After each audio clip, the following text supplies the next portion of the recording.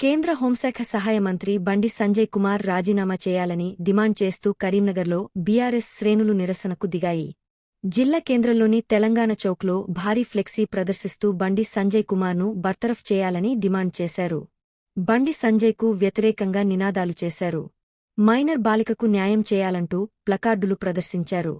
BRS నేతలు flexi దగ్ధం చేసేందుకు యత్నించగా పోలీసులు అడ్డుకున్నారు. దీంతో పోలీసులు బీఆర్ఎస్ నేతల చేతుల్లోంచి ఫ్లెక్సీని బలవంతంగా లాక్కున్నారు. దీంతో పోలీసులకు, నాయకుల మధ్య తోపులాట చోటు చేసుకుంది. బండి సంజయ్ మంత్రిగా ఉంటే మైనర్ బాలికకు న్యాయం జరగదని కాబట్టి ఆయన రాజీనామా చేయాలని కోరారు. లేకుంటే ప్రధాని మోదీ బండి సంజయ్ను మంత్రివర్గం నుంచి తప్పించాలని డిమాండ్ చేశారు.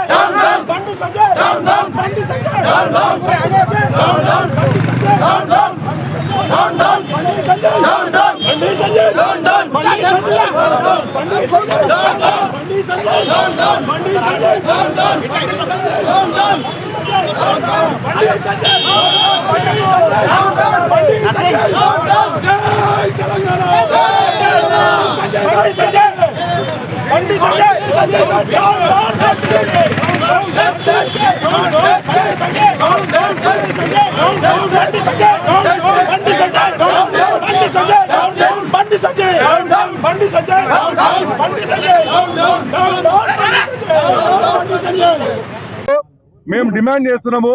బండి సంజయ్ వెంటనే రాజీనామా చేయాలని చెప్పి డిమాండ్ చేస్తున్నాము. ఎందుకంటే వారి కుమారుడు పోస్కో కేసులో ఇన్వాల్వ్ అయి ఉన్నాడు. మరి కేంద్ర మంత్రిగా హోంమంత్రిగా ఉన్న బండి సంజయ్ గారు మీరు మంత్రిగా కొనసాగితే అక్కడ కేసుకి పురోగతి సాధించడం కుదరదు. పోలీసు వాళ్ళు మీ ఒత్తిడికి భరించలేకపోతారు. పోలీసు వాళ్ళపైన మీరు రాష్ట్ర ప్రభుత్వం రెండు ఒత్తిడి తీసుకొస్తారు. 8 రోజులు అయినప్పటికీ కూడా హైకోర్టు వారు మీ బెయిల్ రిజెక్ట్ చేసిన తర్వాత మాత్రమే మీరు వారిని పోలీస్ స్టేషన్లో సరెండర్ చేసిండు. ఇప్పటికి కూడా అసలు భగీరథ సరెండర్ అయినా పోలీసు వాళ్ళు అరెస్ట్ చేసిన అనే విషయం కూడా క్లారిటీ లేని సిచ్యువేషన్ లో తెలంగాణ ప్రభుత్వం ఉన్నది. మరి మీరు మాటికి ధర్మము దేశమని మాట్లాడతారు. నరేంద్ర మోడీ గారేమో బేటీ బచావో బేటీ పడావో అంటే మీరు బేటీగా ఉంటావు బేటీకో నాష్ కరో అనే విధంగా మీరు పోతుండ్రు. మరి నిన్న ఏకయాత్రలో పక్కన ఒక స్వామీజీ గారిని కూర్చోబెట్టుకొని మీరు ఎవరైతే నీ కొడుకు విషయంలో మాట్లాడిందో వాళ్ళందరి సంగతి చూస్తా అంతు చూస్తా అందరు దానం చేస్తా అని చెప్పి మాట్లాడిండ్రు. మీ యొక్క పిచ్చి మాటలకు మేము భయపడే ప్రసక్తే లేదు. నైతిక బాధ్యత వహించి వెంటనే మీ కొడుకు మీద కేసు మొత్తం క్లియర్ అయినంత వరకు మీరు రాజీనామా చేయాలని చెప్పి మేము కరీంనగర్ గడ్డ నుంచి మేము డిమాండ్ చేస్తున్నాం.